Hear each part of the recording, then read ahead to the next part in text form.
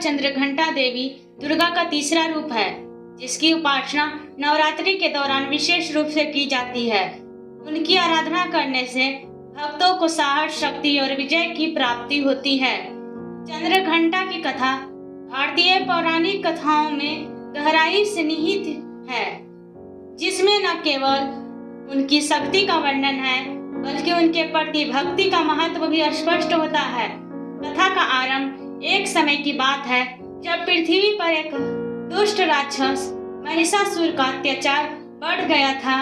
महिषासुर, जो एक महिष भैंस के रूप में पैदा हुआ था, उसने देवताओं को परेशान कर दिया था और स्वर्ग पर अधिकार करने की कोशिश की थी।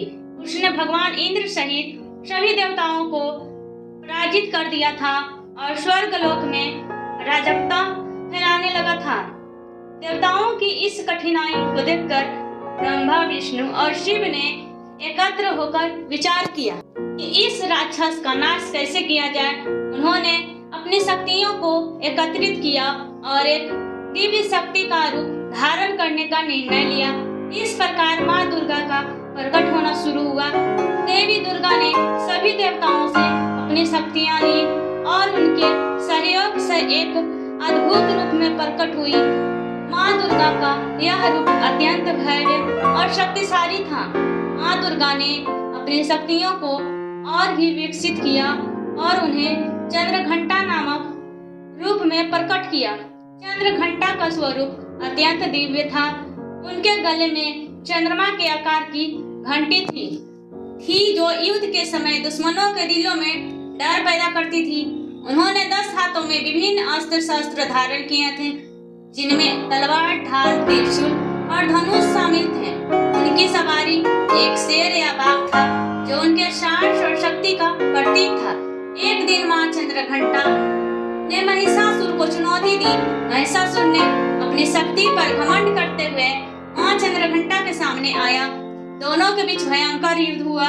महिषासुर ने अपने असंख्य राक्षसों के साथ मिलकर देवी पर आक्रमण किया, लेकिन माँ चंद्रघंटा ने अपने अस्त्रों का प्रयोग करते हुए सभी को पराजित किया। महिषासुर ने अपनी शक्ति का प्रदर्शन करते हुए भयंकर रूप धारण किया और माँ चंद्रघंटा को हराने की कोशिश की, लेकिन माँ की शक्ति अपरंपार थी। वे महिषासुर की हर चाल को भाप गई और अपने निडरता से उसे हराने में लगी रही। अंततः माँ चंद्रघंटा ने महिषासुर को अपने त्रिशूल से आघात किया, जिससे वह धरती पर गिर पड़ा। देवी की शक्ति ने उसे समाप्त कर दिया और इस प्रकार माँ ने दुनिया को उसके आतंक से मुक्त किया। देवताओं ने माँ चंद्रघंटा की इस विजय का उत्सव मनाया और उन्हें श्रद्धा से सम्मानित किया। माँ चंद्रघंटा का यह रूप भक्तों के लिए प्रेरणा स्रोत बन गया। उन्होंने अपने भक्तों से कहा कि जो कोई भी सच्चे मन से उनकी आराधना करेगा, उसे सभी बाधाओं से मुक्ति मिलेगी। उनके भक्तों में नवरात्रि के दिनों में विशेष रूप से पूजा की और माँ के प्रति अपनी भक्ति व्यक्त की और माँ चंद्रघंटा की कृपा से उनके भक्तों को मानसिक शांति, साहस और सकारात्मकता की प्राप्ति होती है। वे अपनी समस्याओं का समाधान ढूंढने में सक्षम होते हैं और जीवन में सुख और समृद्धि का अनुभव करते हैं। इस कथा से हमें यह सीखने को मिलता है कि जब भी हम किसी चुनौती का सामना करते हैं, हमें साहस और दृढ़ता से लड़ना चाहिए। माँ चंद्रघंटा की उपासना से हमें आंतरिक शक्ति मिलती है, जिससे हम अपने डर को मात देकर आगे बढ़ सकते हैं। माँ चंद्रघंटा की उपासना से केवल युद्ध में विजय नहीं मिलती, बल्कि यह हमें अपने जीवन की हर कठिनाइयों का सामना करने का साहस देती है। उनका भक्तों का मानना है कि माँ की कृपा से जीवन में भक्त विशेष रूप से माँ चंद्रघंटा की आराधना करते हैं, श्रद्धालु उपासना रखते हैं, भजन गाते हैं और माँ के लिए अर्पित करते हैं। यह दिन केवल पूजा का नहीं, बल्कि अपनी आंतरिक शक्ति को पहचानने और उसे विकसित करने का भी होता है।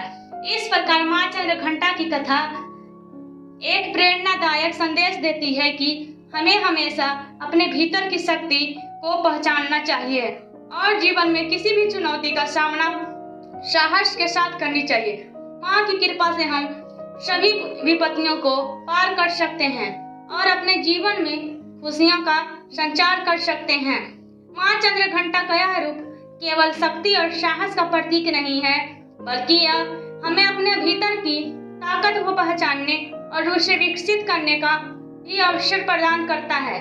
उनकी आराधना से हम अपने जीवन में सकारात्मक और सफलता का अनुभव कर सकते हैं। माँ चंद्रघंटा सभी भक्तों को सदैव आशीर्वादित करें और उनके मार्ग में आने वाली सभी बाधाओं को दूर करें।